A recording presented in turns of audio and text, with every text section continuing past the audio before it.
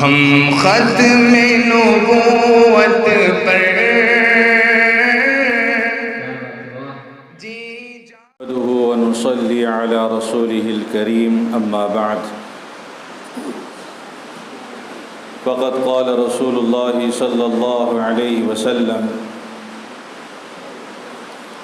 من أحب سنتي فكأنما أحبني ومن أحبني كان معي في الجنة أو كما قال عليه الصلاة والسلام. حضرت علماء کرام، بزرگان محترم، برادران عزیز اور پردہ نشین خواتین اسلام، کوئی بہت ہی بیوقوف مقرر اور صدر ہوگا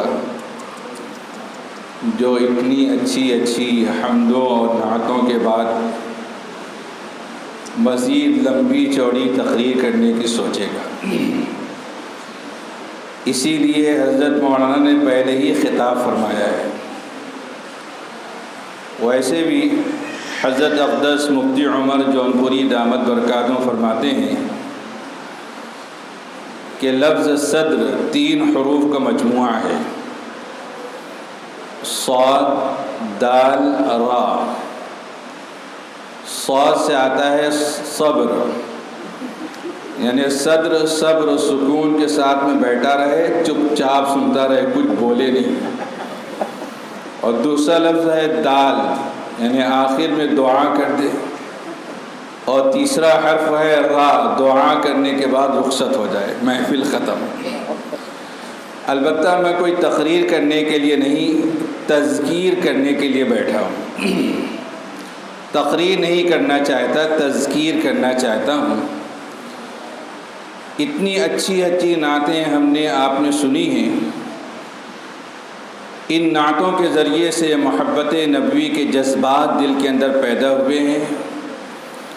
محبت نبی دل کے اندر پیدا ہوئی تو اب دوسرا قدم اطاعت نبی کا ہے.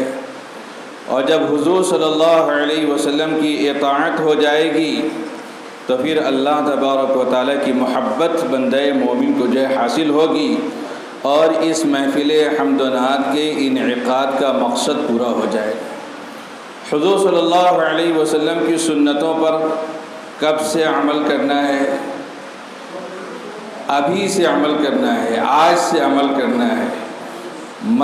مسجد سے نکلتے وقت ہی حضور صلی اللہ علیہ وسلم کی سنت پر عمل کرنا ہے.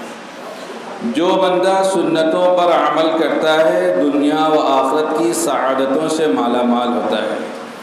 حدیث شریف میں نے پڑھی ہے، آپ صلی اللہ علیہ وسلم نے ارشاد فرمایا ہے کہ جس بندے نے میری کسی سنت سے محبت کی گویا اس نے مجھ سے محبت کی، اور جس نے مجھ سے محبت کی وہ کل قیامت کے دن جنت میں میرا رفیق، میرا ساتھی بنے گا، میرا دوست بنے گا. مسجد سے نکلنے وقت کی 5 سنتیں ہیں.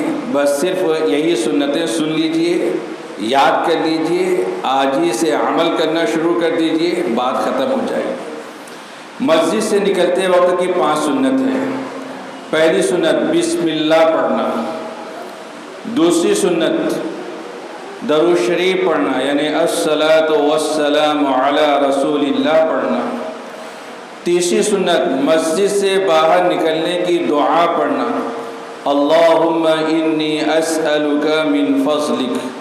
چوتھی سنت کیا؟ علی سیدنا محمد وعلی آل سیدنا محمد صلاة تنجینا بها من جمیع الاحوال والآفات وتقضی لنا بها جمیع الحاجات وتطهرنا بها من جميع السيئات وترفعنا بها عندك أعلى الدرجات وتبلغنا بها أقصى الغايات من جميع الخيرات في الحياة وبعد الممات إنك على كل شيء قدير. ربنا آتنا في الدنيا حسنة وفي الآخرة حسنة وقنا عذاب النار وأدخلنا الجنة مع الأبرار برحمتك يا عزيز يا غفار یا رب العالمین۔ اے اللہ ہمارے گناہوں کو معاف فرما، اے اللہ ہماری خطاؤں سے درگزر